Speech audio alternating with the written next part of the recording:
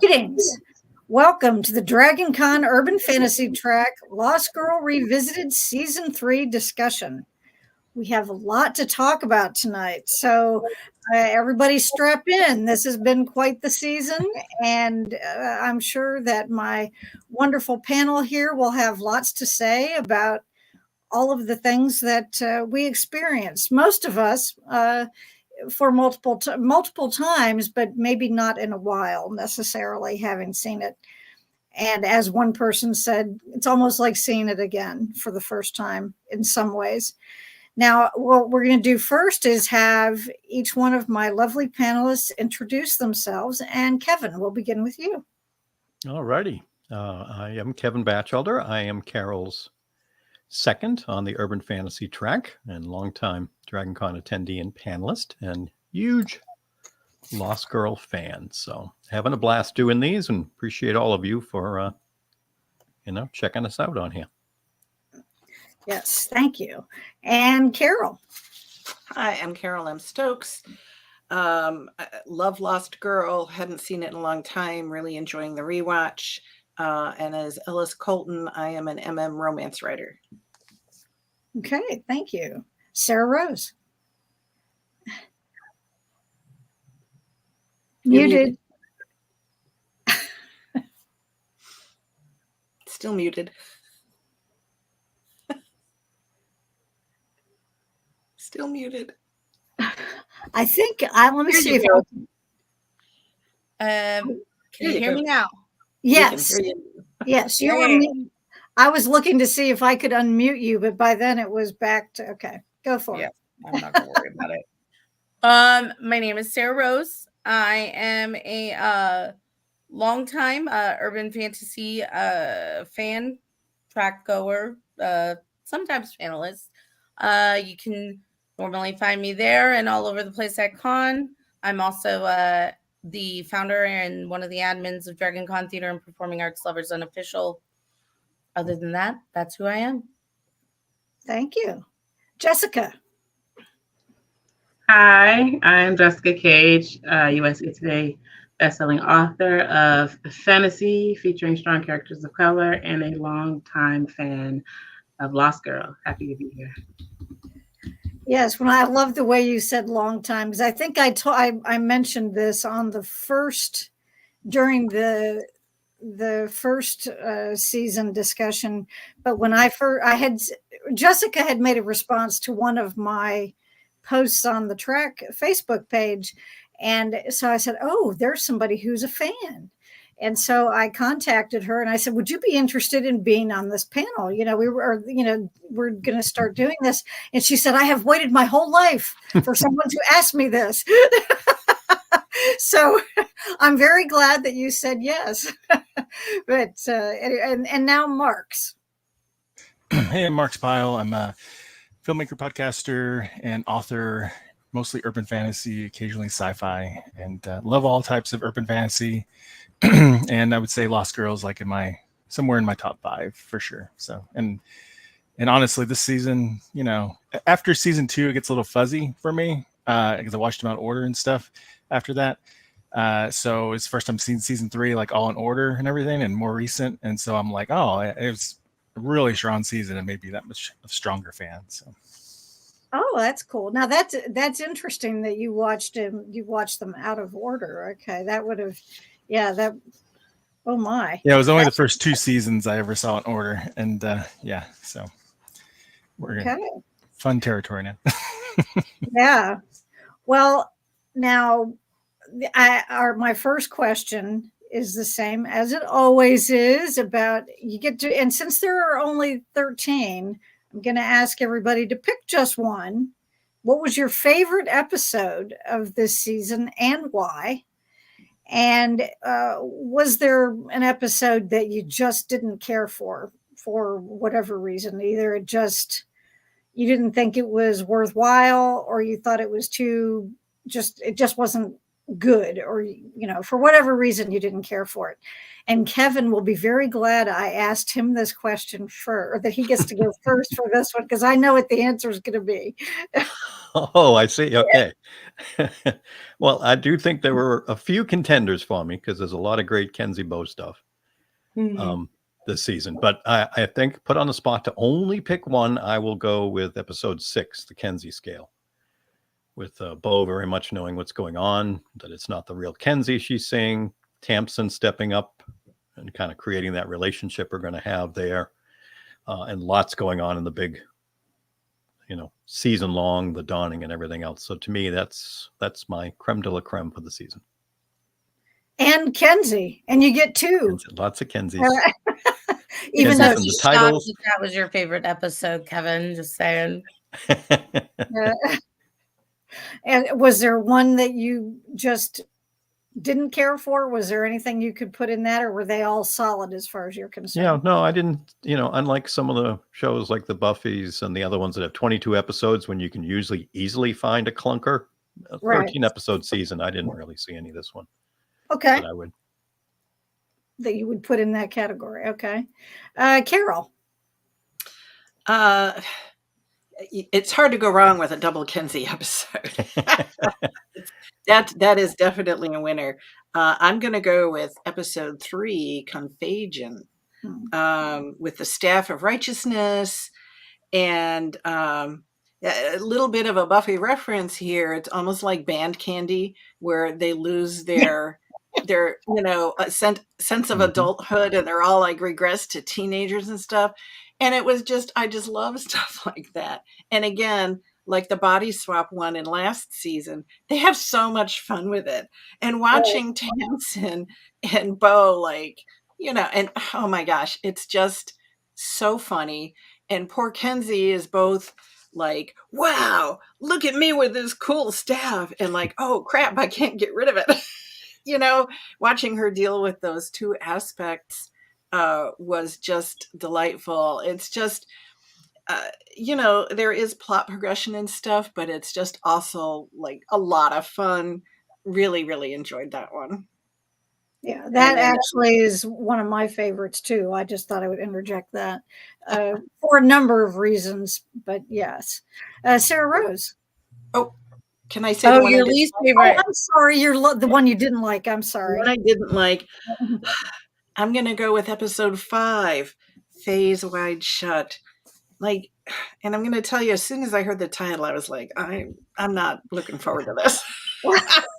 and it's true. I didn't care for it. I do think, there was some important plot progression, but just in general, like the whole debauched sex club thing, like they have more sex in a regular episode than they did in this, debauched sex club episode, and then they didn't even, like, they had tentacles and they just didn't even do anything with them. I know plenty of people writing good tentacle fics. So what you're saying is you would have had a great time.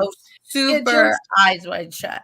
Yeah, it just to me, that whole thing kind of fell flat. Like the club on top was just like so glamorous, and that was sexy, and then they go down into the depths and it's like, really, this is it? Harem girls, belly dancers, this is the best you could do. So anyway, to me, that one was just a really meh episode. Okay.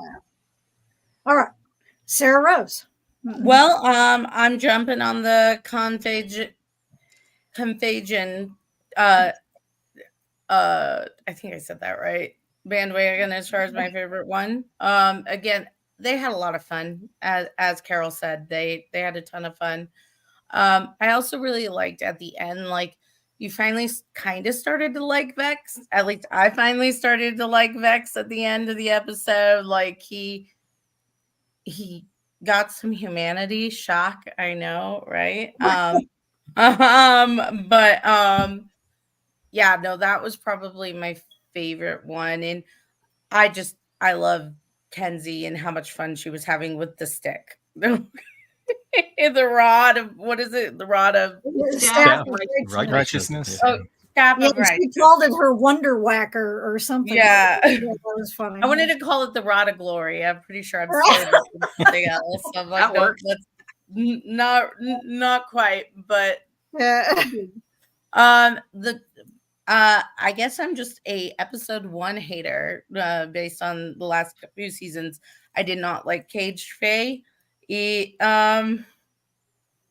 Number one, I don't think it's a episode they would make in today's world. At least not the ending. The plot at the end of having the cross-dresser be the bad guy. They wouldn't make it nowadays.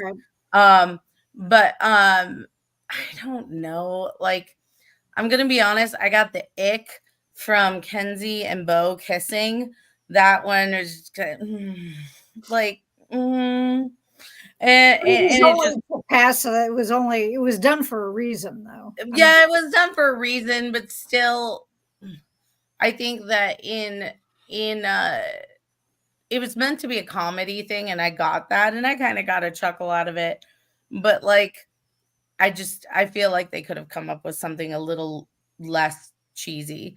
And I'm gonna be honest, I want to give a shout out to actually a favorite line, and I don't remember exactly which episode it is, but Dyson saying, "I'm just a wolf standing in front of a succubus." That's a quote from Notting Hill, I believe it is. And I was just like, I forgot it was in there. And I watched that episode again today, and I was just like, yes, that is the best line of the whole series to me. And I just want to interject how you were saying that you liked seeing more character development for Vex. And that's how I felt for Tamsin. In the regression, we saw a much lighter side of Tamsin. We're going to talk about Tamsin in a minute. No, I agree. No, I totally agree. I just didn't want us to go too far down the no. discussion line. So, because she will reappear in this discussion very soon. And Jessica. I feel like Third in the World for Contagion is one of my favorites. And I'll add that I love that, even though I hate Lauren, the fact that her and Kenzie had a moment of building some sort of trust with each other, I think was necessary. But again, I just was like, girl, bye. We need t-shirts. I'm just saying, we need Lauren Hate Club. But it was a fun episode for all the same reasons. But another one of my favorites, I don't think I have one that I didn't like, but I also like Adventures in Babysitting. I love that episode. Every time I'm like, I'll watch that one 2-3 times in a row, just the development and the care that Bo gives to this girl who is just like going through it and doesn't understand that she's been used as this tool. Like, it hits me in the feels every time. I'm like, this poor girl. Yeah, I know. Yeah. But I absolutely love that. And the fact that, we see Bo tapping into another level of her power is always a great thing for me. So. And it does have that great line, "You bitches are witches." Yeah. And that was so funny. Okay, and Marks. Well, I could easily say any of the other favorites like Contagion and such. I guess just to be different, I'll say like the second to last episode, Hell. I think that was a great build up to finale. It really, by the end of that, I was like, I gotta watch next because I can't remember how this went, and it just built up, went really intense, really fast, and made good use of all the characters. And we finally got to see Hell again. That's one thing I was sorry we didn't see much of Hell all season, and it was just a great build up and bringing together the threads of Tamsin the Druid and the Wanderer and all that, and all this mysterious stuff going on with Lauren. Oh, nice. Yeah, it's one of the ones they made officially for the show. They gave it to me. Nice. So that's the kind of stuff I love. So obviously Contagion is probably my favorite from a funny standpoint. So. Okay. Yeah, I think if I'm not mistaken, and Kevin may correct me if I'm wrong, but I believe that one of the reasons we saw less of Hale in this particular season is because he was also doing another show at the time called Saving Hope, and I think there were some filming conflicts. I mean, there were two things that were going on. And that one was a Canadian show that they did show on another. You could find it on, some stations here in the United States, but it was like it was about a guy or a woman, I think, who talked to ghosts or she saw a ghost or whatever. Anyway, I saw a couple episodes of it, but in any case, I think that was why, because he was a regular on that show. Kevin, do you remember anything about that? Yeah, I do. That does sound familiar now, Carol, when you say that. Yes. Okay. I mean, as we know, there's whatever the joke is, the 17 actors in Canada, so they're going to appear on, so almost all of those shows up there. I mean, without spoiling anything, as we know, is the big Winona Earp guy. I mean, we've seen like the vast majority of the Earp cast already, and we got a couple more that are going to show up. So it's a lot of fun seeing them when they were much younger there. But yeah, they're across all the shows. Yeah, that is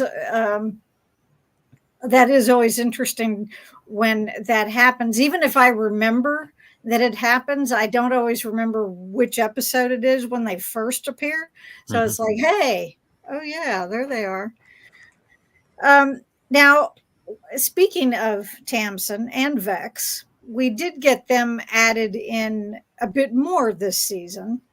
And if you choosing only one of them, what did you think of the role that they played, that their character played in the narrative of the show itself? How do you think that they fit in? Did it make sense for you? And Carol, you get to go first this time. I have to talk about Tamsin because I really like her.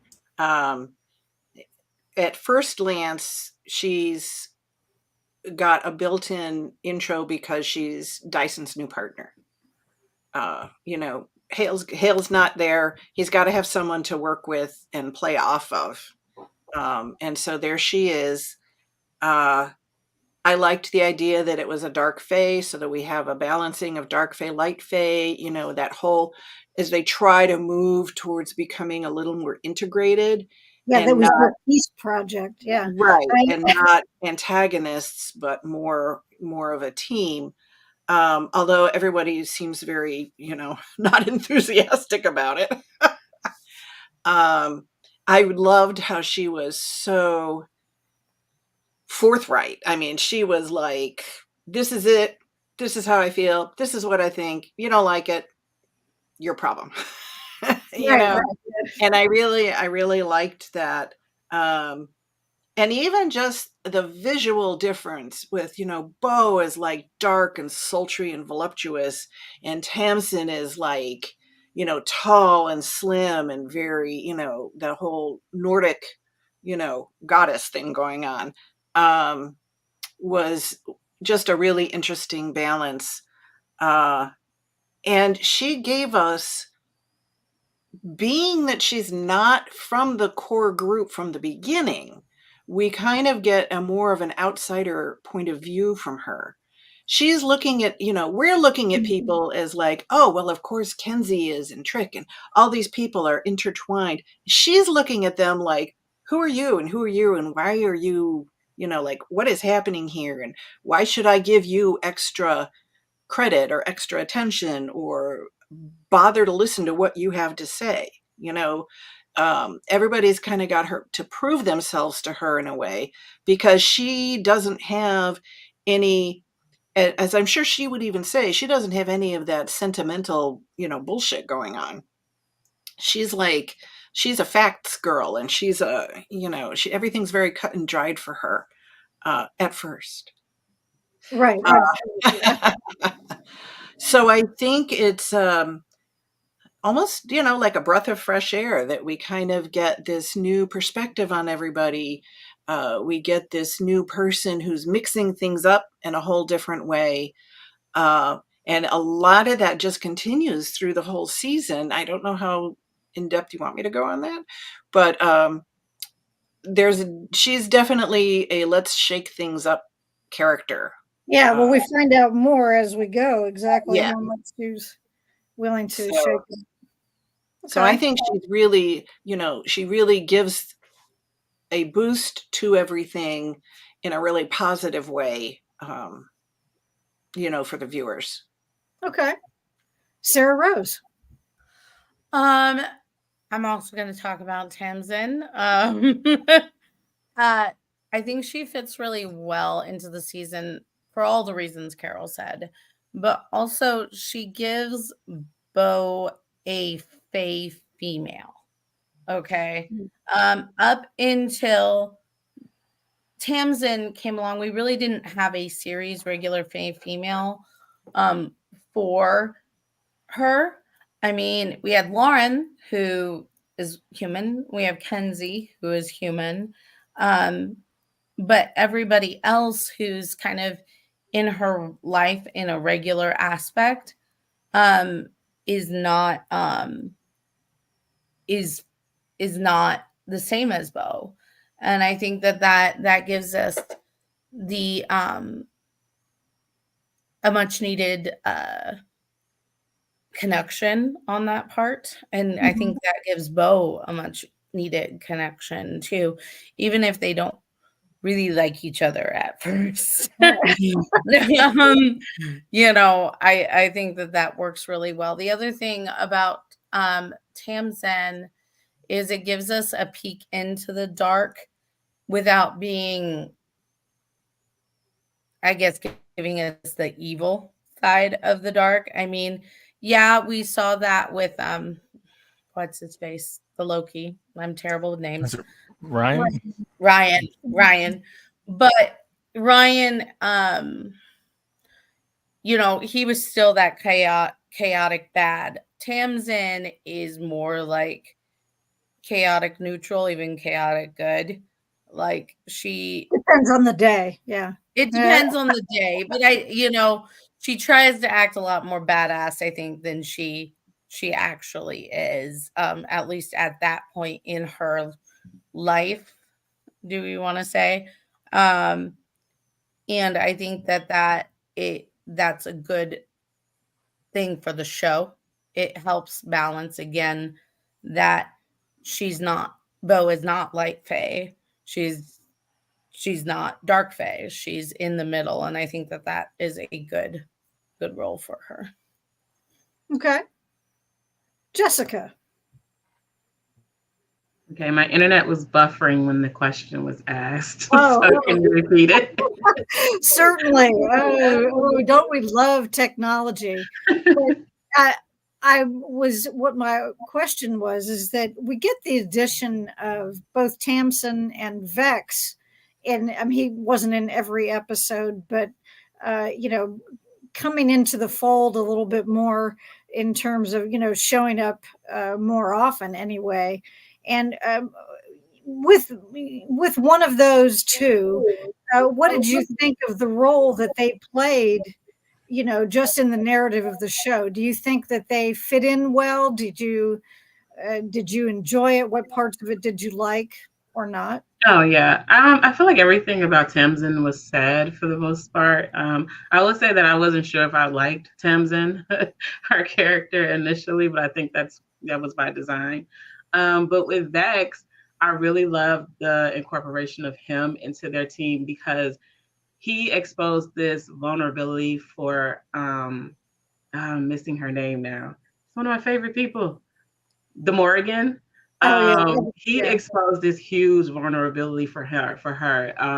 And we got to see that she does have a soft side, and that was exposed to Bo and their team. So I think his incorporation was very important because honestly, the Morgan should have got rid of Vex like immediately. Like there's no way she should have let him hang around after all of that. But it's like, oh, okay, we're seeing a break in the armor, so to speak, that they can use to their advantage. But also just the way that he interacted with Kenzie, who I love, and I love to see her get more support and more shine in the show. They're a little playful, like brotherly, you know, the makeup stuff, and he's like teaching her how to do eyeliner. I like all of those things. I was just like, I really love this moment, because I think we got to a point where Kenzie was starting to feel more and more like an outsider, and Vex kind of helped pull her back in, like she's a part of this world. So I really love the addition to him to the show, you know, seeing more from him, because even when he like made his appearances earlier in the seasons, I was like, I want more of him. So I was very excited to see him become more incorporated this season. Okay. Marks. Yeah, I liked, a little more Vex. I think they fleshed him out a little bit more. He's got a little Spike vibe, just a little bit in there. Yeah. But I wouldn't mind if they had done a little bit more with him. But I have to talk about Tamsin, though, because I just like that actress is one I liked a lot in Birds of Prey, and she's my favorite part of Batwoman is Alice. Yeah. And you see a little bit of that performance in Whenever Drunk and Downward Slide there.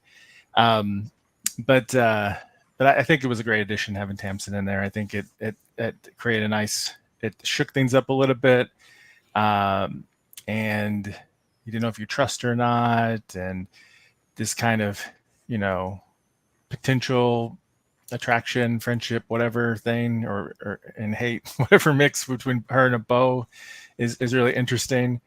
And to be honest, like a Baron Lauren and her, but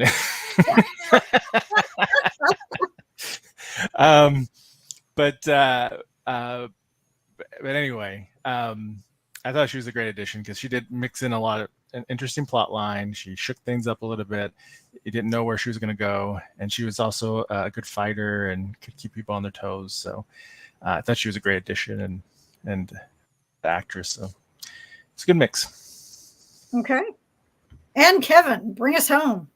Yeah, Mark's took a little bit of my angle I was going to bring up because, there's very much the Spike vibe when it comes to Vex, but I also, to keep the Buffy parallel going, got a bit of a Faith vibe for Tamsin in terms of the way they impact the story, the style of the character, personality and such. So, I mean, the great thing is for me, this is season 3 of a show. And when you can have a couple of characters like that, one brand new and one being expanded, it totally messes with the vibe for the Scooby Gang we already have, which allows us, I think, though, to learn a little more about them.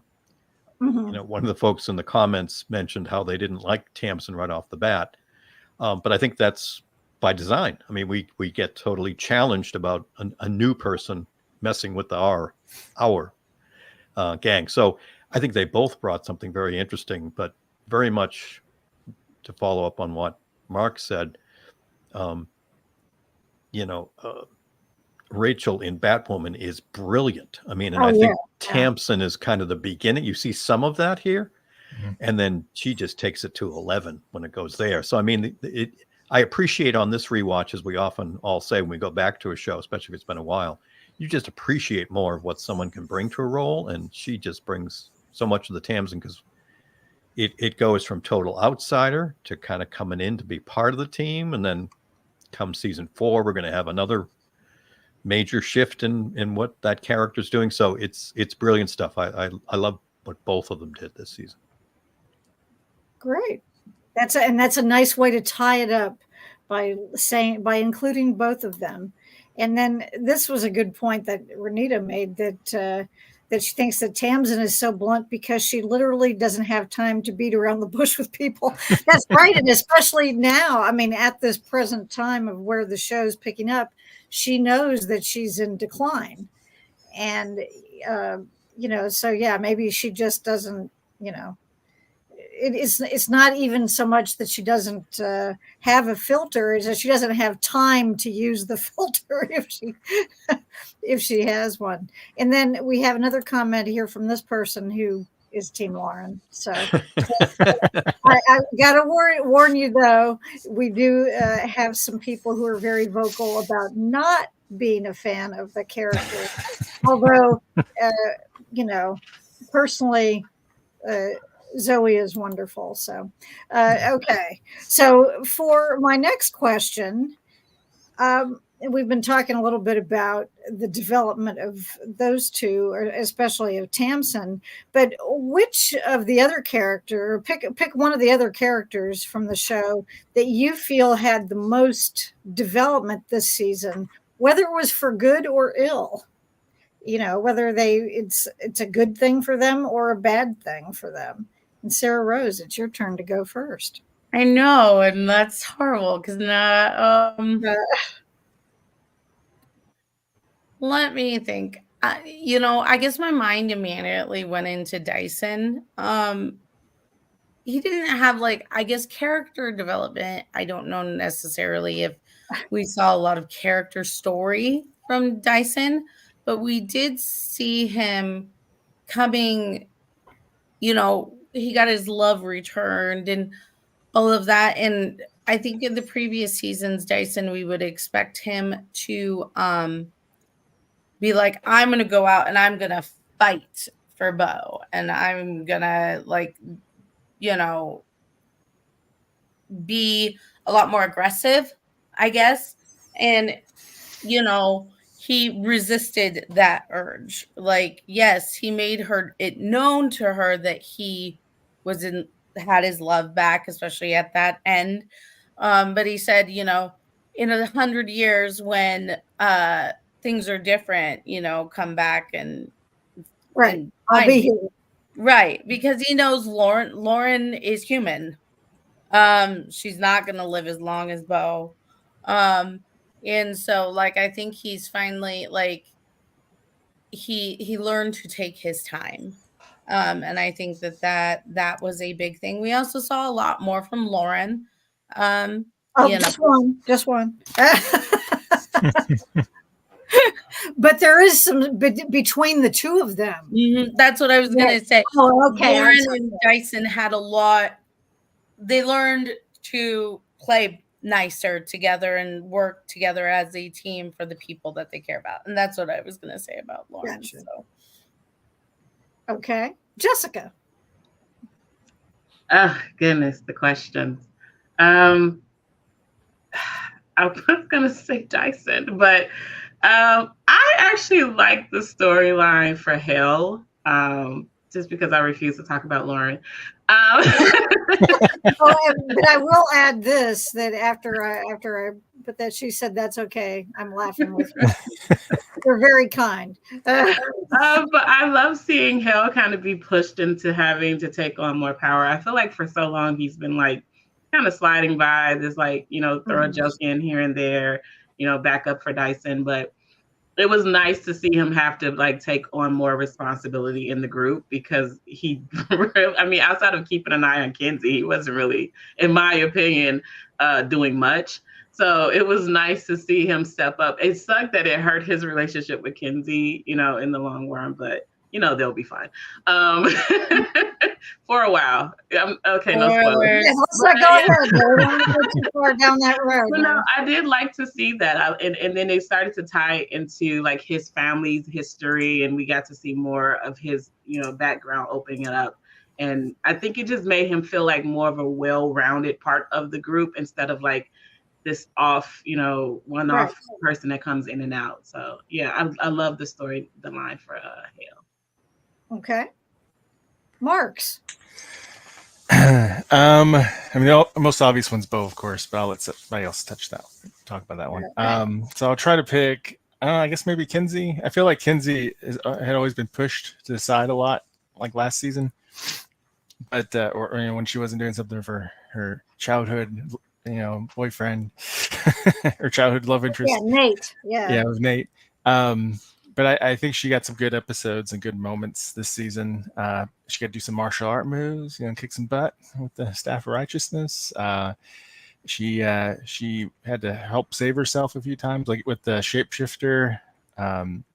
She still, got herself out of the chain, just couldn't get past those guards, right? So, I don't know. She's just had some good moments, and also coming to grips with, her place and everything. If Bo didn't survive, the Dawning, what would happen to her, and then Trick saying, he would take her on and stuff. So that was great. But to contrast that, then of course near the end they're like, all humans, they all are traitors and die. And Bo and Bruce, the scenes of Bruce, I love the thing like when she sees the car, I love you too. I'm talking to the car. Oh. Talking to himself, yeah. Bruce.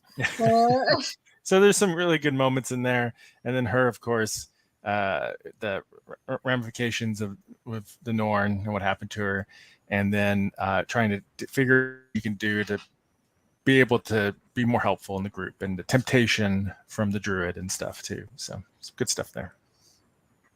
Okay, Kevin. Well, since Marks took Kenzie, oh, sorry. I won't storm off, but no. No, he made some good points, and it was a lot of her stuff feeling left out, and then being able to show, a lot of people, Hale and Trick, showing that, no, you are part of it. So that was good stuff. But since no one else has taken Bo, and Kenzie's gone, I will go with Bo. Oh, no. It's a ripple effect. You're stealing Carol's.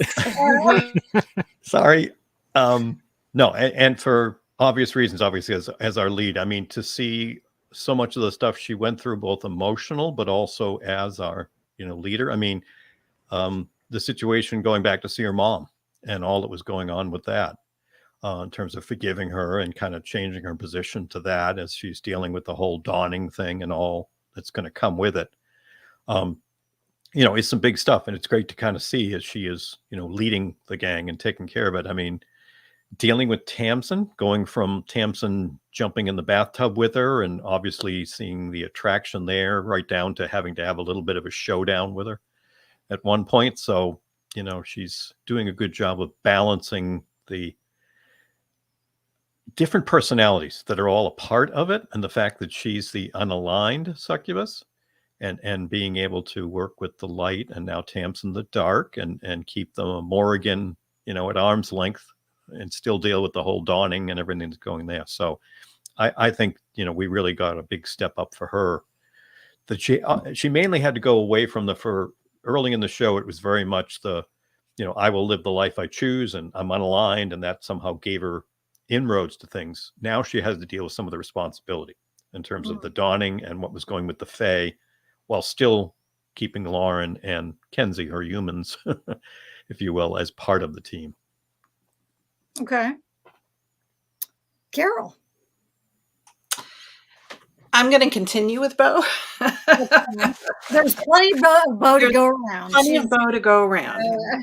And that's what they said. Not Lauren. Sorry. I said, that's what they said.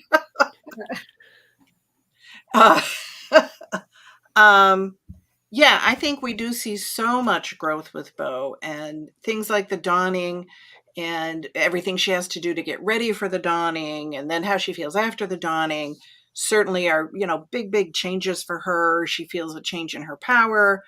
I think she's feeling much more of the scope of her, I almost don't want to say responsibility, but she has a big part to play in the Fae world, and she accepts it, I think, much more now and throughout this season than she has in the past. I think we see her dealing with her own past in terms of with Aoife and that aspect, and then also when she has to actually return home and deal with her human mother, and something like that, where she just really doesn't want to do it, but she does it. And we see a couple of these kinds of things where something comes up and she does not want to do it, but you know what, she puts on her big girl panties and she does it. And so she doesn't just try to run away. I mean, first season, we saw her try to run away a couple of times, and here she's just like, no, I hate it, but you know what? I got to do it. And she does it. And on the interpersonal level, she's able to strike a balance with Dyson,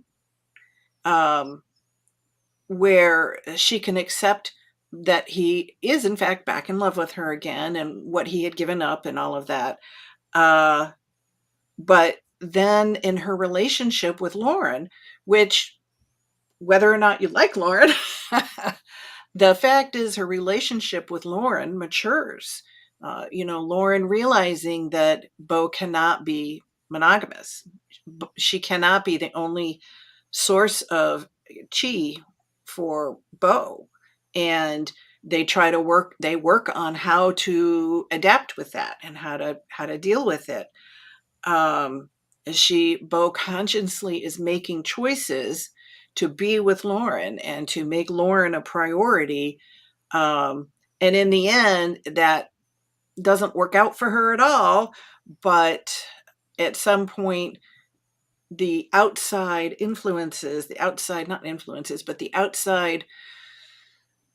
situations finally overpower the fact that she cannot make Lauren the priority, but in her, as much as she wants to in her heart. And yet she does still keep the fact that Lauren is who she's in love with front and center, even if she can't completely act on it. So I think we see a lot of the maturation of that relationship becoming not just, hey, two hot chicks who like each other, but into a real relationship and being there for each other and helping each other. And so I think that's a big part of her growth in this season. They come to this realization before things fall apart. So that was Lauren says, I would love to have you all to myself, but I can't, and I don't want you to hurt yourself or get sick or get injured when this can be dealt with, and so we will deal with it. Right. Not to mention Lauren herself was getting a bit worn out, as I recall. Now, the main cast of characters they've all during this season make some pretty significant decisions that end up affecting not just themselves, but also the other people around them, and it in effect having an effect on the story and the narrative of the show.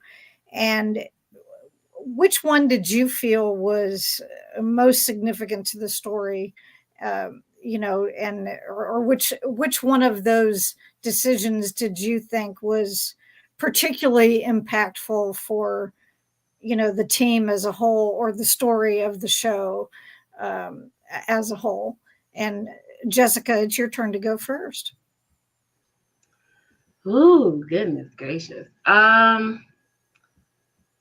think Kenzie's choices throughout the series, or the season, I should say, had a huge impact on the trust between them. I think that the whole Kinsey Scale episode where they're like turning against Bo, and Bo is like, why don't you trust me to know what's happening here? I think it revealed a lot of flaws in their relationships that they really do need to work on. I felt so bad for Kenzie, though, because I feel like she kept trying to be stronger than she needed to be to kind of prove her worthiness to be a part of this group. And every time she did that, it just kind of backfired a little bit. Right. And so I'm just like, please, Kenzie, just be a little bit more vulnerable and let them know when you need them. But again, it kind of ties back to what was said about, Kenzie worrying about where her place would be if Bo wasn't there, and knowing that she can't just go back to a human life. You know what I mean? So I think that drove a lot of the choices she was making, which ultimately had this like ripple effect throughout their entire, the cast, because Kenzie's so insecure about her place there. So she's making her decisions about herself and her relationship with Bo from a place of insecurity. And then that just kind of, like I said, it just was a ripple effect that showed all of these points of flaw. But then also, it's like, it's good we're seeing this now before things get a lot worse, and we don't want these, let's fix it now, because we know there's a big bad that's coming. We know that, there's going to be a lot more that we have to face. So as much as I wish she wouldn't have done that, it's kind of like, it's good that she did because they got to work on those issues within their group ahead of that. Gotcha. Okay. Marks.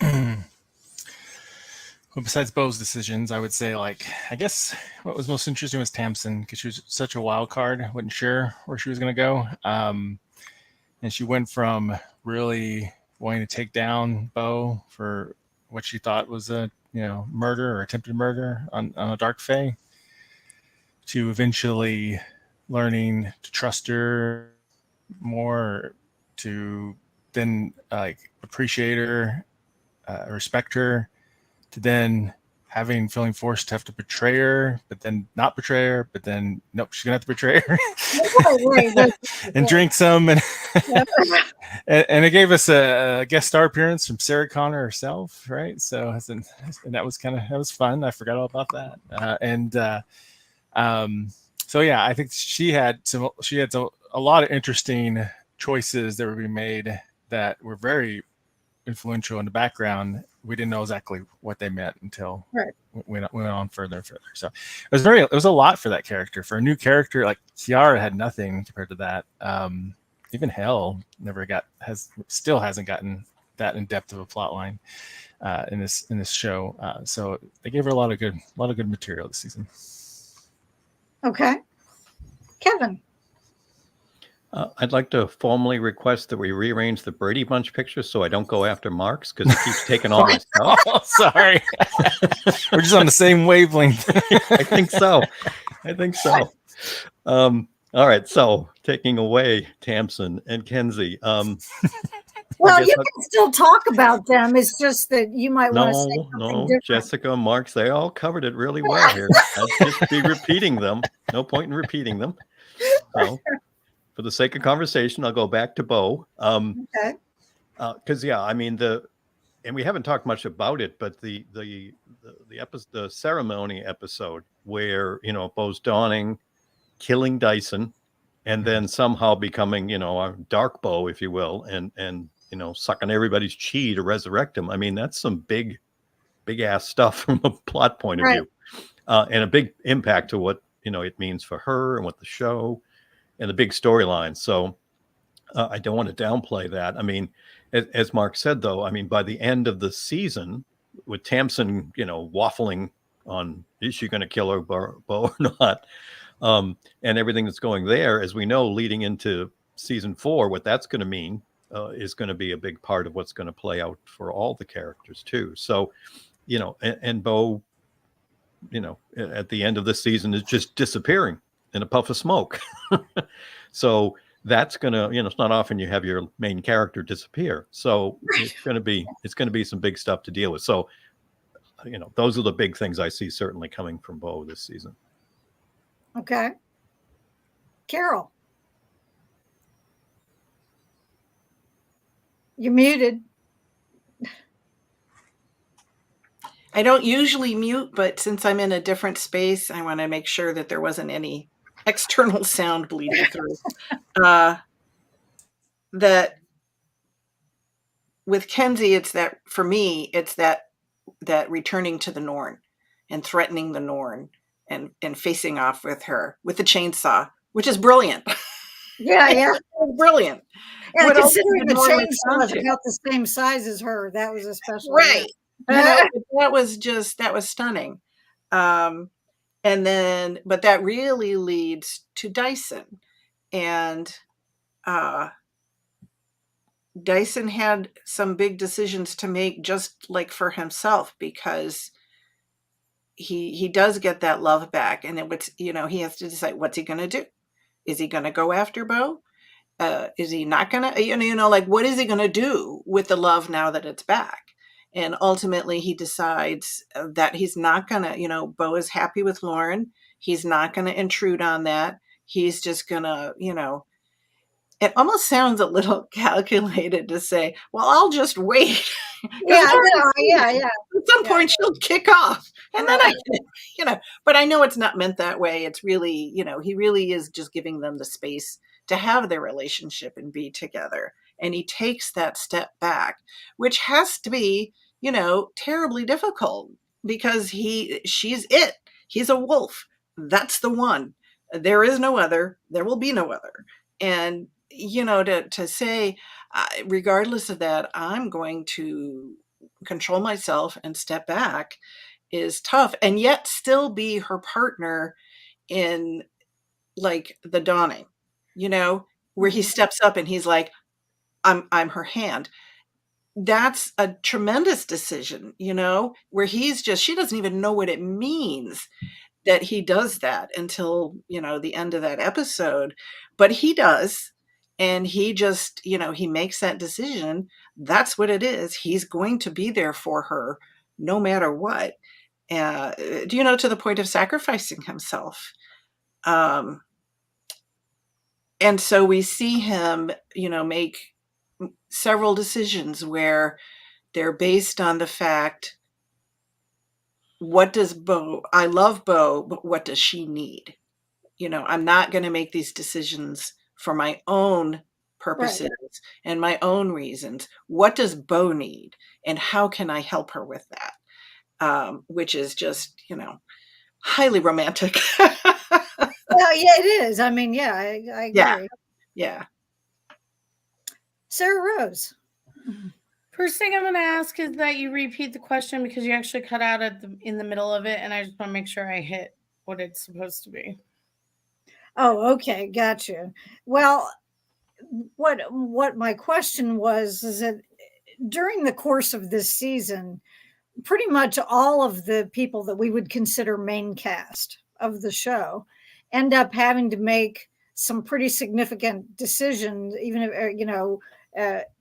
decision or decisions, plural, either way.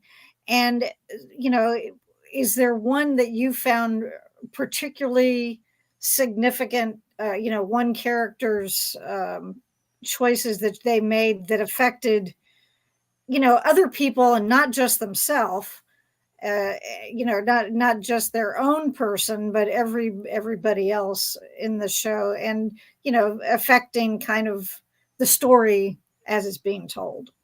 Sure. Okay. It's kind of where I thought it was going, but I just want to make sure. So believe it or not, I'm going to talk about Lauren. Lauren, right? Obviously we can say her decision to let Bo not be monogamous, to follow her nature as a succubus, was big. But I think the biggest part was at the end when she made a bad decision to go and help this research for her own gain and for her own interest. And I understand why she did that. But if she hadn't made those decisions, the finale would not have ended up the way she did. And she, at the end, kind of understood that, to the point where, and I cannot remember the character's name, the human guy. Isaac, yes. He wanted to become Fae, and essentially working with Dyson to essentially trick him. I mean, at the end, that was probably the biggest decision that I noticed that hasn't already been brought up by the other panelists, that affected the storyline as a whole. Made for a more interesting season finale for sure, but probably did not affect the characters very well, including herself in the end. Yeah, it didn't necessarily. Well, it had a negative impact on Isaac, but that was a good thing. Yes. Ultimately, there was that quote of Bo's, like after Aoife gets stabbed. I won't go too much into the finale since we'll talk about that in a few minutes here. But when Dyson comes in and Bo looks at him and she says, whatever he is now, it needs to die. Whatever it is. I thought that was interesting. Yeah. Couldn't be classified. Now, it seemed to me that one of the main theories or main themes of this season was about family of, you know, family of all types or any types, and that does go all the way from blood to found, and everything in between. And if you could cite just one example, or is there a specific scene or instance of this being demonstrated that particularly resonated with you as an individual, as a viewer, as a fan of the show? Was there something that when you were watching it, it was just like, that really just either pulled at your heartstrings, or you're like, yes, finally, or, that this was just a great culmination of things that you had seen building up? And Marks, you're up. No pressure, Mark. Geez, that's a tough one. Sorry. Want me to tell you what I'm thinking of so you can take it? Let's see. Well, to me, what comes to mind is the episode. What's it called? Oh my gosh, I'm not gonna be able to find it right away. Well, the one where she goes back home. There's no Bo place like home. Yes, I guess that's where it kind of. It was well done overall because of like her with her adopted mother and having to deal with that trauma and her biasness, bigotry, but then it's complicated because she's got dementia, right, and stuff, and she has to kind of she decides to forgive her, but also she can move forward too, and like, I forgive her, but I'm going and I'll make sure she's taken care of, but I have my own family now, and this is where I'm going to move forward and be from now on, and I'm not going to feel guilty about the baggage that she had put on me. So I think that's a powerful thing that a lot of people probably could relate to if they've had family problems. Blood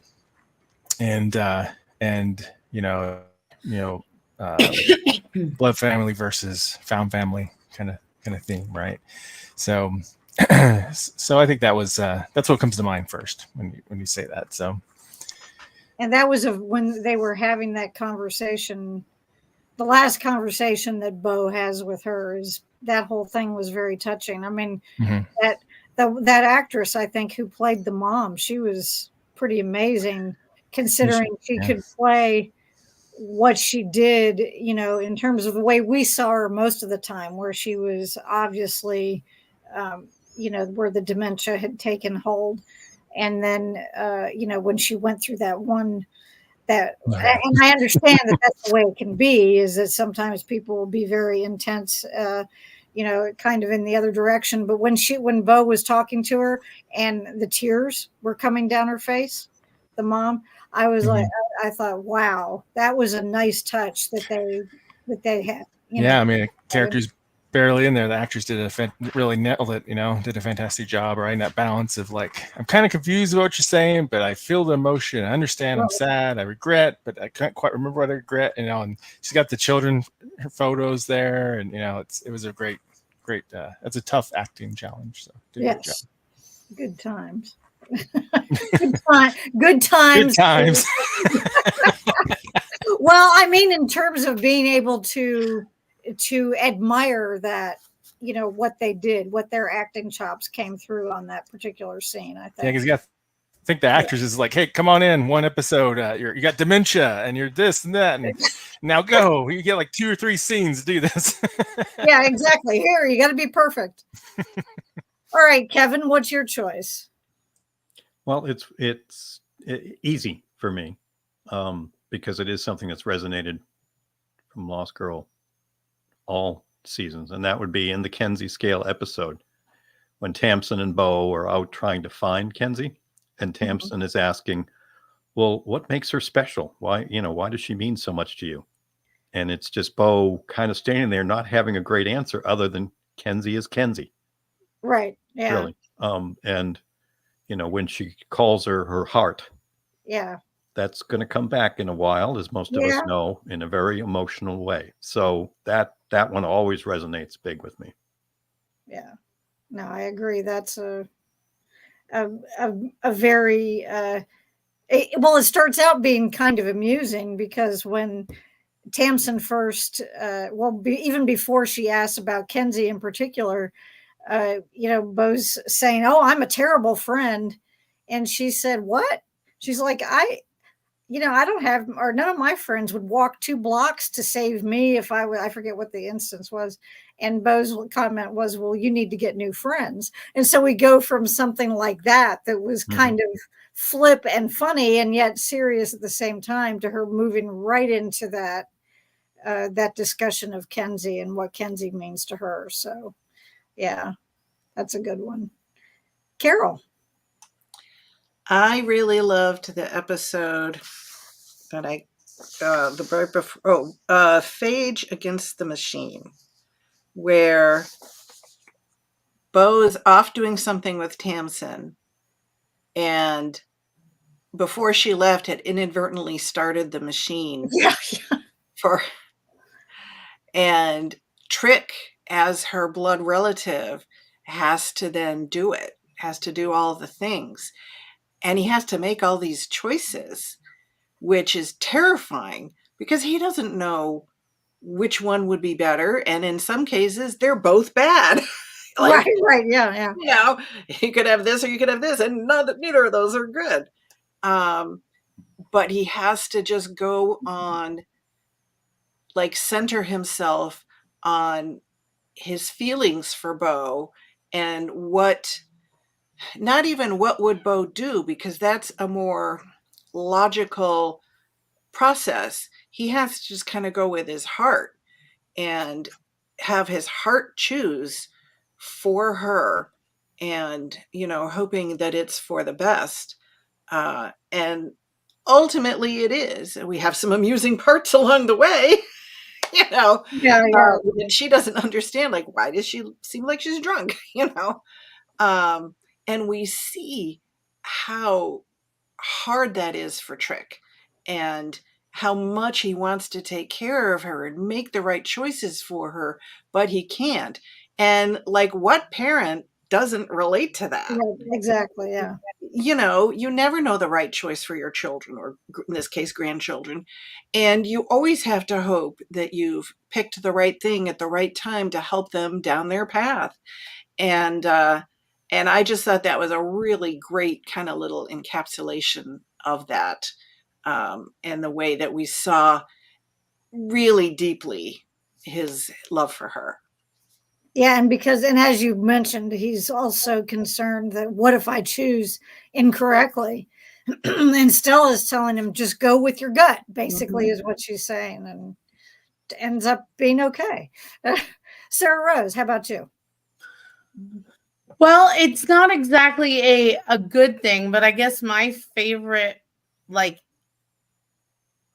moment that got me going, yes, finally, was at the end when the Morgan finally got to show her prowess and her power of persuasion and stuff like that at the end of the series, where she talks them into essentially saying that Kenzie and claimed humans are terrorists. For me, that was the first time I saw her really take a more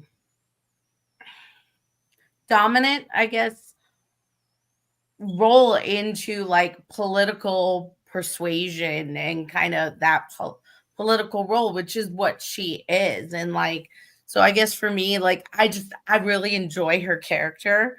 So that was my favorite, yes, finally moment was when we saw her do that. Didn't like so much what she was doing, but I liked seeing her finally get some cojones, I guess, on that. So okay, well, and it was an interesting thing too, because I remember while rewatching it this time thinking, wait a minute, but don't you kind of need humans in order to feed So that was, you know, I thought you might not know what you're doing here, but maybe she figured she'd come back and say, "Oh, it's all a big mistake."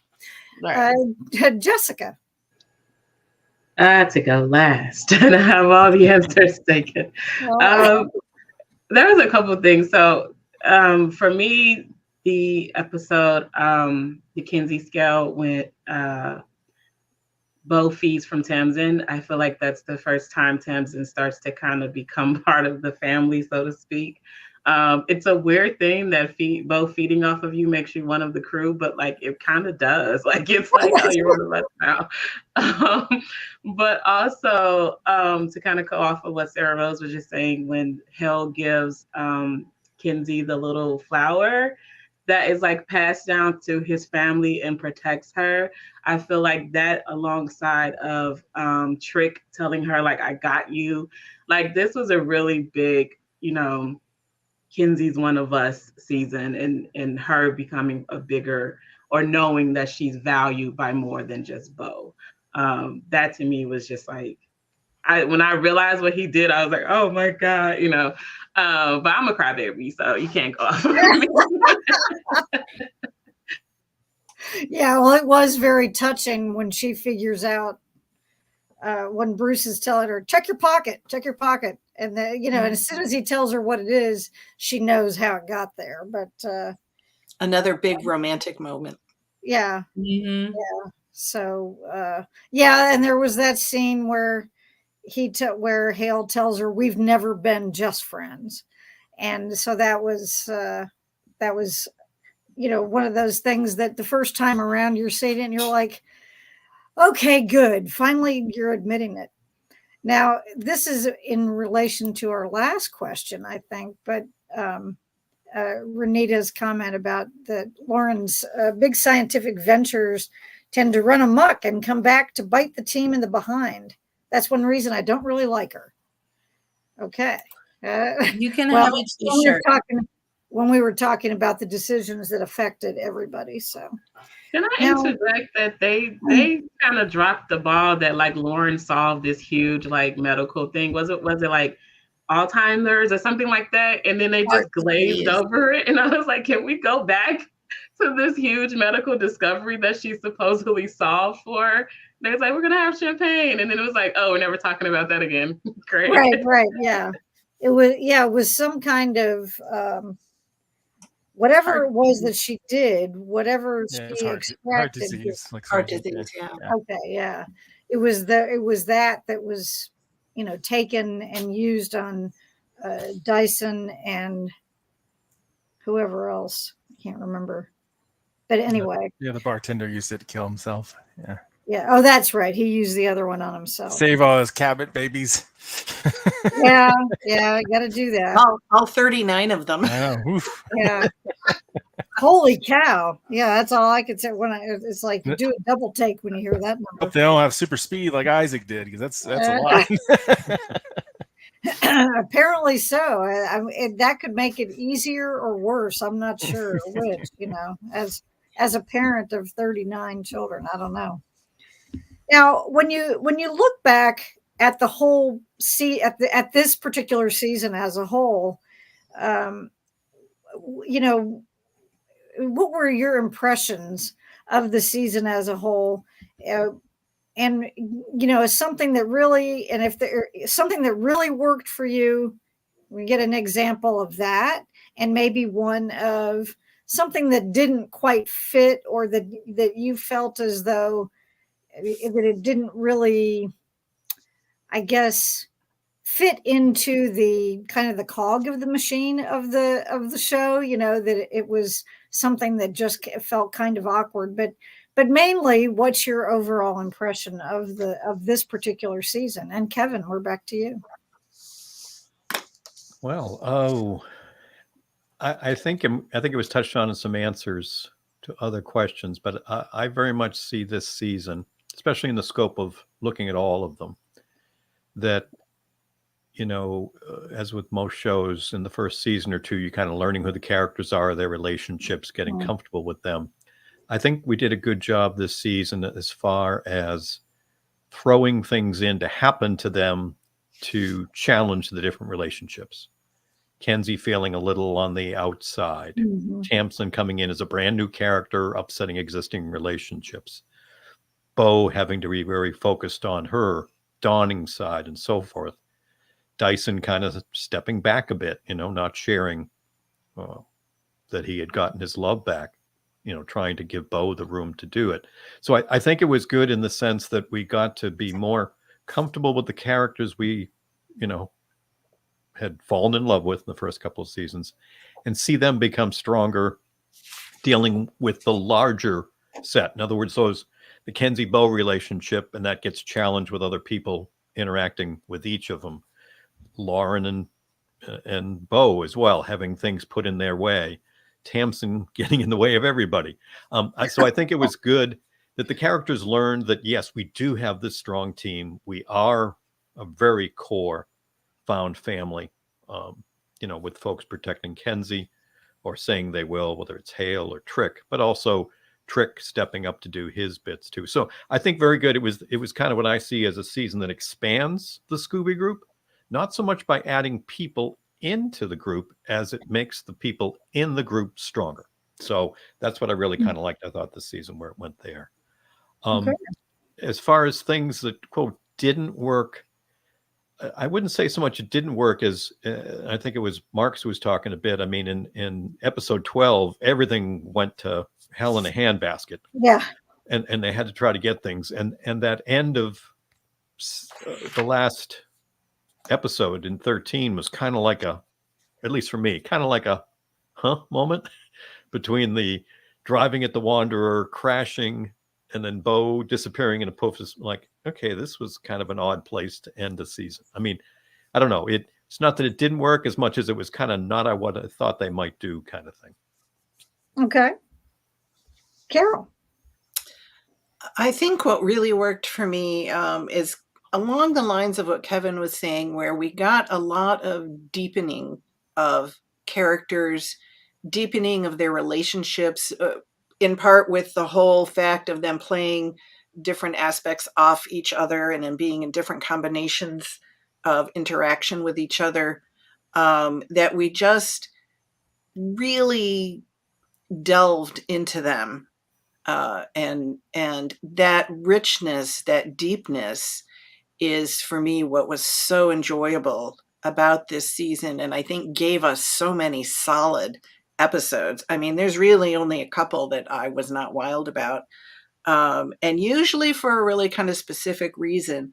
The episodes, what didn't work for me, well, finishing what did work for me is this whole deepening process, but also the way they kept they didn't beat us over the head with the Wanderer, but it would pop up.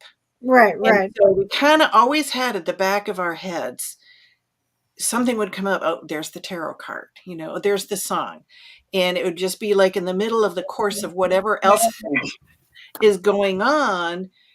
And so we kind of had that mystery going through, woven through the episodes, just to kind of remind us, something creepy here, something's going on, we don't know what it is.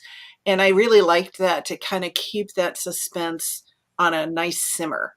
It never boiled over, and it never, went cold. It was just kind of like, oh, in the middle of everything else going on and all the character stuff and all the other plots was this little simmering, Right. And so what didn't work for me were the episodes that I felt were too much of a set piece. Like, hey, let's do the Pied Piper thing. Or, hey, let's do the debauched sex club thing. Those, like, that kind of detracted, because it was so much involved with these set, the way the storyline has to be set for this construct, which doesn't feel as natural and flowing as the other stories do. So for me, those were kind of that misstep where it's like too much attention is being paid to that thing, whether it's the Pied Piper or the sex club or whatever, and not keeping that focus on these fascinating characters dealing with, enigmas and mysteries and plain old interpersonal relationships, Right. which for me was the strength of the season. Okay. Sarah Rose. I guess building off what both of them said, the thing that really worked this season was them building up those interpersonal relationships and building up different ones that we haven't seen before. Obviously, Tamsin being the new member of the Scooby Gang, if we want to point that out. But, having Lauren and Dyson have to work together, and, Bo having to work with this new person, this new Fae female, which other than, what's her name? Kiara, she hasn't really worked a ton with Fae females. Again, Kenzie realizing that it's more than just Bo who cares about her. So I definitely think that worked. I'm going to be honest, the thing that didn't work with me this season was them not building off of their preset story points. Specifically talking about Hale and how he became the Ash. I mean, there's this whole thing we found out how they elected, and all of a sudden it's like, oh, he's the Ash. Right. It's Hale. That part of it really didn't work for me. And I understand why they didn't want to go back and do that, but I really wish that we would have seen, I think that would have been really good for his character to see him become the Ash a little bit more, because we saw that towards the end of the second season. We saw Hale really start to become more of a character. We saw him with his family and stuff like that, and we just did not see that this season. I understand if the actor wasn't available, but I think that's the thing that didn't work with me, was they didn't build off their existing, I don't know what is rules. I guess that's the word I'm going to use. So, okay, Jessica. I think, strengthening relationships, I think that's going to be pretty much similar answer for all of us. I love the growth of Dyson and just watching his character and seeing that he wasn't selfish with Bo, and, he's so caring and he's teaching Kenzie. And it just becomes okay, if you couldn't love him anymore, now you do, but to go off of what Sarah Rose said about not seeing Hale's initiation into become the process that he goes through, because I think like you said, it would have shown a lot more for his character, and having to go through that whole challenge and what that would have done to him as a person, because we understand what the new Ash has to do to become the new Ash, and how I honestly feel like that goes against Hale's, core values to do something like that. So I would have loved to have seen that, but just because the first thing that came to my mind was I was not comfortable with the flirtatious trick stuff. I don't know why, it just made me so uncomfortable. It was like watching my own grandfather flirt, and all these women are like, hey, Trick, you know what I mean? I was like, this is not okay. He's trick bait, right? Yeah. I'm so happy to see Trick getting some action, man. I was like, good for you, Trick, but it made me uncomfortable. I agree. It made me uncomfortable too. Oh, that's funny. That is funny. I hadn't thought about it. Old people have sex. But yeah, that's an interesting point. Okay. Marks. Yeah, I think the season was really strong. It did a great job pulling us with different mysteries, questions, and keeping that kind of going along as they developed the relationships. You could easily seen they're in a way tied together, but really we got Isaac and his group doing their own thing, and then we got the Wanderer, Druid, Tamsin stuff going on also. And I guess the Morgan too is doing plotting, right? And she gets to jump in and take advantage of the chaos. So I think they did a good kind of orchestrating all that while giving all of our characters some time to shine and develop those relationships, even though they've introduced, a Tamsin. I would have liked to seen a little more Hell. I would have liked to seen just a little bit more Vex. I would like to seen Vex gets his mojo back. And but I thought it was strong overall. I liked the build up to the finale. It was a bit of a cliffhanger, right? But I do like the whole build up with the Wanderer song over and over again. And the only thing I didn't like, not that I didn't like it, but I think they could have done a little bit more, is just think through a few of the monsters a little more. Like the Tikabalain, if I'm pronouncing it correctly, from the Philippines. That's one of my favorite Filipino monsters. Wow. If you want to see a good, really cool, which would be very difficult in the budget to do, but a really cool version like Treze, which is a animated series from the Philippines. Oh, okay. Yeah, they have a really cool version. A whole episode focused on that kind of creature. So I think they could have done a little bit more with it and just throwing them in her in a hairy suit. Yeah. Almost and thrown around. But I do appreciate, like, they threw a lot of different fate or monster types at us from all around the world this season, and so I really do appreciate that. Do that. Still, I don't think even Supernatural, which 15 years have touched. But overall, really tight, strong season. I feel like every season it just gets stronger and stronger so far.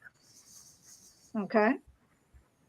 Well, for my final question, it is, of course, about the finale itself, which I guess in a way you could consider it kind of a two-part finale, because you were talking earlier, Marks, about that episode, about the Hail, or the Hail. Hail. I'm not sure how to pronounce it, but the episode 12. Mm-hmm.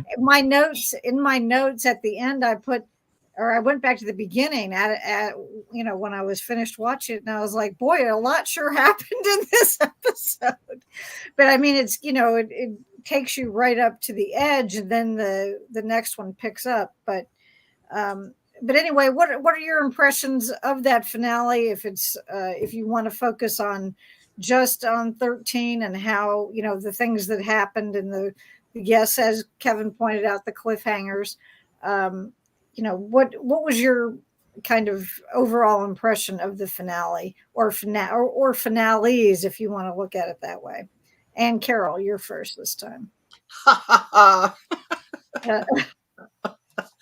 I'll choose to view it as a two-parter, really, because I felt 12 really launches that part of the story that we have, Hale's inauguration, which is so cool because it's like happy, everybody's dressed up. I always love an episode where everybody's dressed up.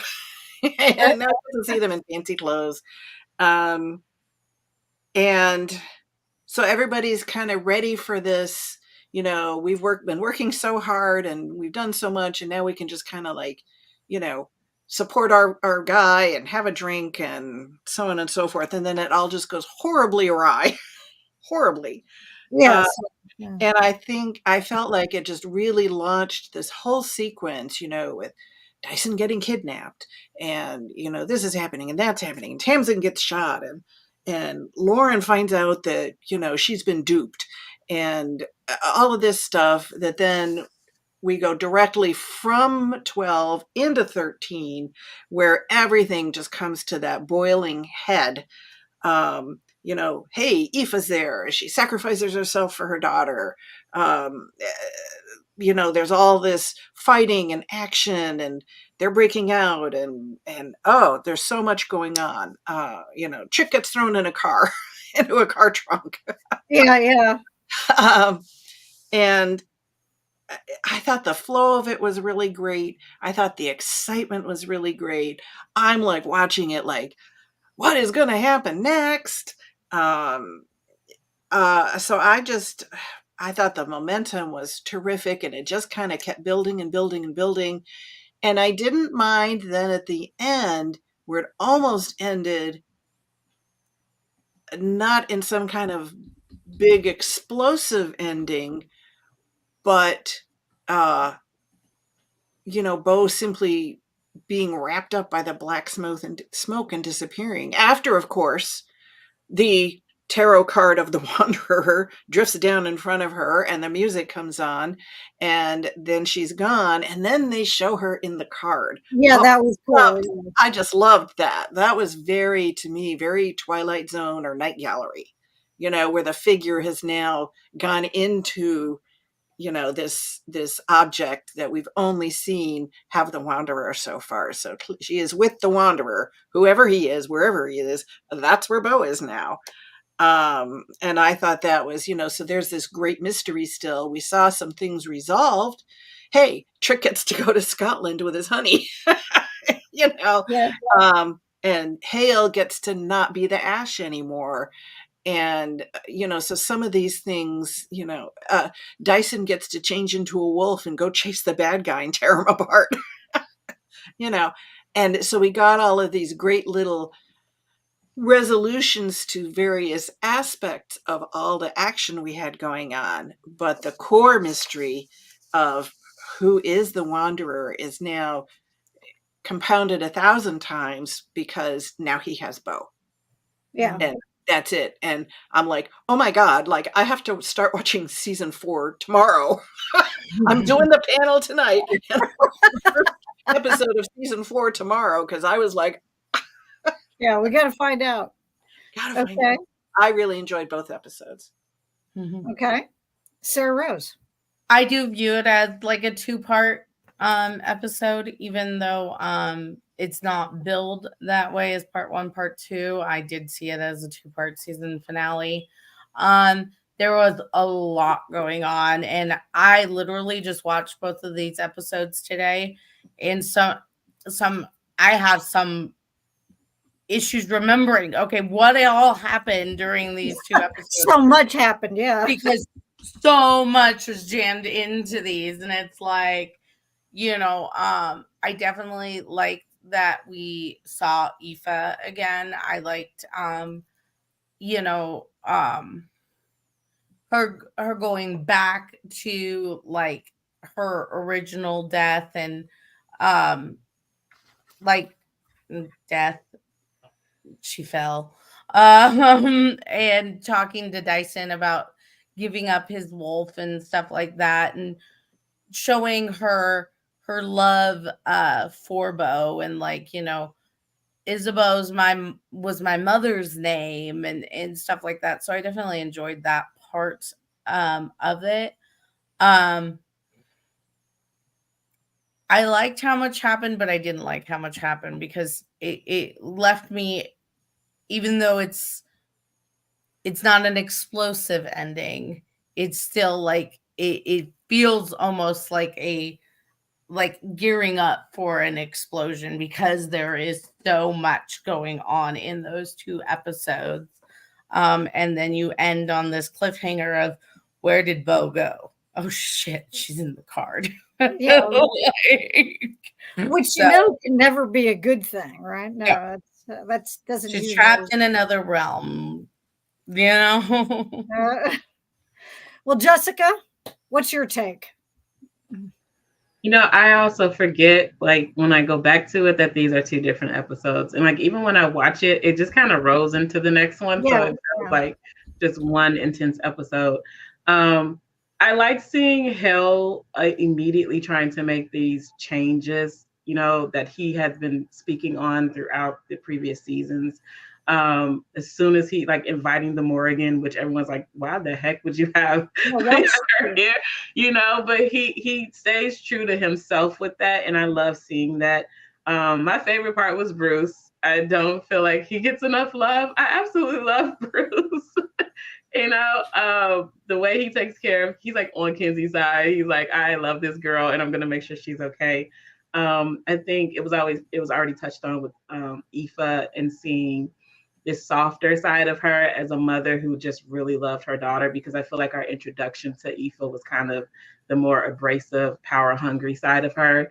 So to see her be that vulnerable with Dyson in that situation where it's like they could both die at any moment, you know what I mean? They don't know that help will be there. So I love seeing that vulnerability for her. One of my favorite parts though was Bo when she first saw Lauren at the place, and she's like, "Oh, so this is where you were, okay?" Yeah, right. Oh, okay, yeah. Oh, okay. You want to stay there and talk to me? You came here to help with this little experience, and I know, like, you know, all that will, you know, don't talk about it, but it's just like, yeah, I like this moment because it creates this level of tension between them that I feel should have already been there. But, you know, Bo had this like soft spot for Lauren and gave her a lot of leeway, and just like, because she loved her so much, so she could do no wrong. And now it's like, oh, now she's done the wrong that, you know, Bo will hold her accountable for.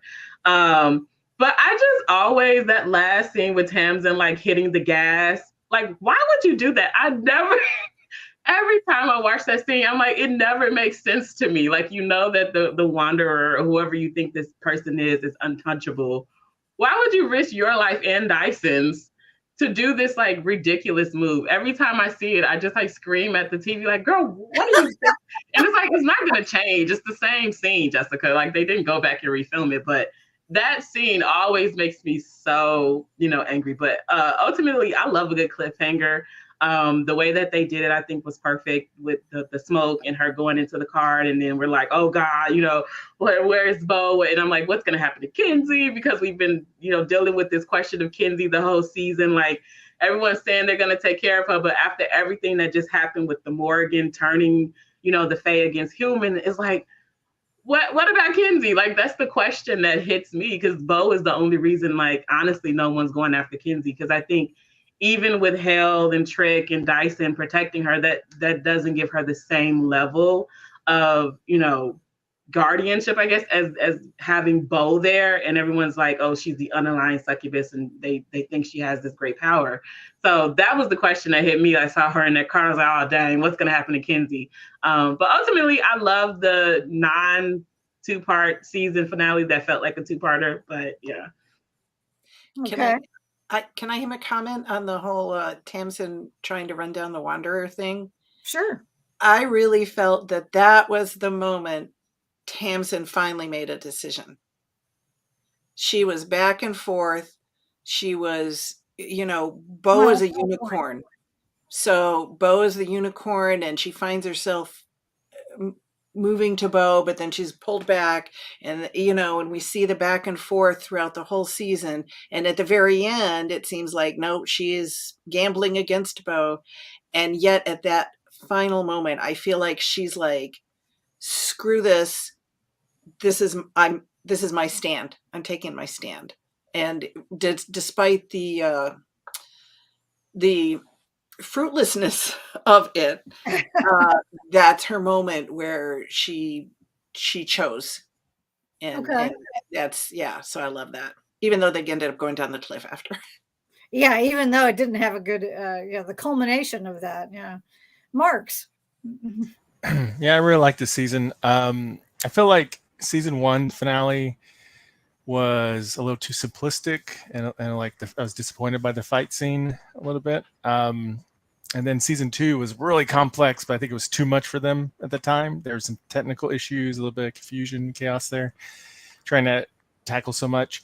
This one, I think they found the right balance where it would just, the momentum kept up, and you can keep everything straight. What was going on? There's a lot of stuff going on, but you can keep it straight. And then they give us a nice cliffhanger ending, which I love. The show gets renewed, of course, has another season. I love a cliffhanger. And leaves us with lots of questions. Like, after I was done, I was like, I gotta watch the next episode. It's like, after I do this panel, I'm gonna watch the next episode. Yeah, there you go. Yeah, what are you doing tonight? Okay. With the date marked. So I think they did a great job with it. The two do, you know, they're pretty much, it's a two-parter, and they both flow into each other really well. So I loved how it all developed, kept the momentum going, and it was a great job. Okay. Kevin, bring us home. Yeah, as I mentioned, I think a little earlier,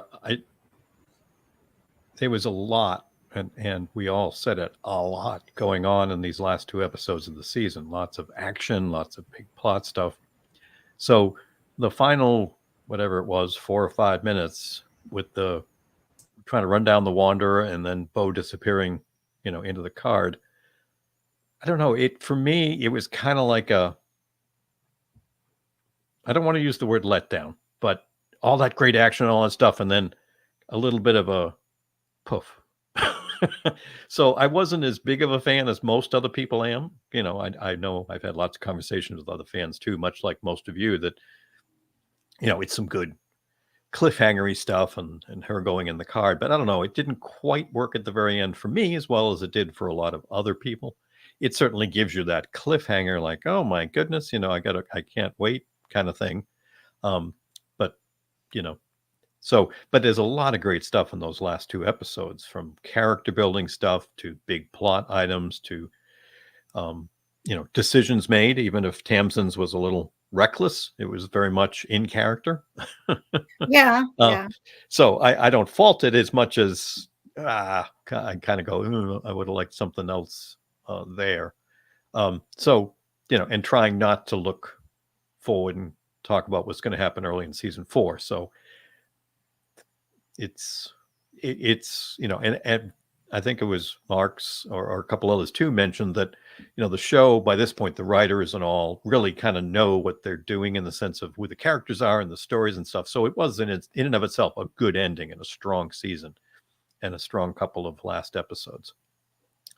Just one guy who maybe didn't love it as much as I had wanted to. Oh, there you go. Well, and you sometimes build up expectations, which I think is part of what you're saying, based upon what was going on, especially if you think of all the stuff that did happen in episode 12. And then and then if you didn't feel as though you were getting quite the payoff that you were expecting from the show, that's probably why you have a little bit of that feeling about it. But hey, we will forge ahead. But before we go, I have a question for everybody. Does anybody else wonder, why is Lauren's door open all the time? Her apartment door.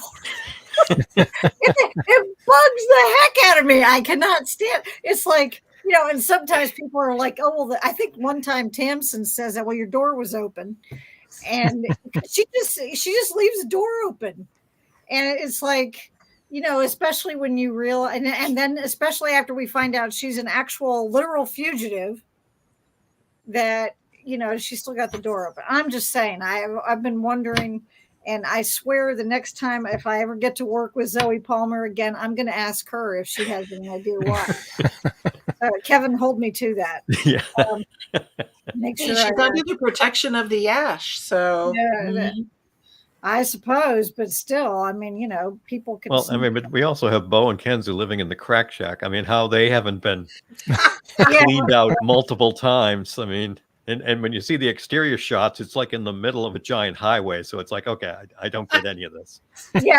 And that's probably part of the reason why it's like nobody's going to stop, because it's not convenient, So, yeah. But I do want to thank all of you. I want to thank our viewers, whether they've been watching during our panel this evening or people who will watch later. Many thanks always to Renita, who is the faithful and always comes and interacts with us. We love it. We love you. Thank you for coming. And I can tell you right now that what you have to look forward to our virtual programming in March, that on March 14th, you'll see an author interview with Linda Robertson Reinhardt. And then on March 18th, we will have our live season 4 discussion of Lost Girls. So please make sure and tune in to either one or both of those if those are of your interest. And that we would, and Renita, she wants to thank us, and we thank you. We thank you for being here. And one thing that I think is wonderful is that she comes to the panels at con too. So thank you. We appreciate it. And again, thank you to my panelists. You guys deserve a big hand, especially hanging in there for a little over an hour and a half here, but very much appreciated. We'll see everyone on 18th of March. And thanks so much. Good night, all. Good night. Take care. Bye.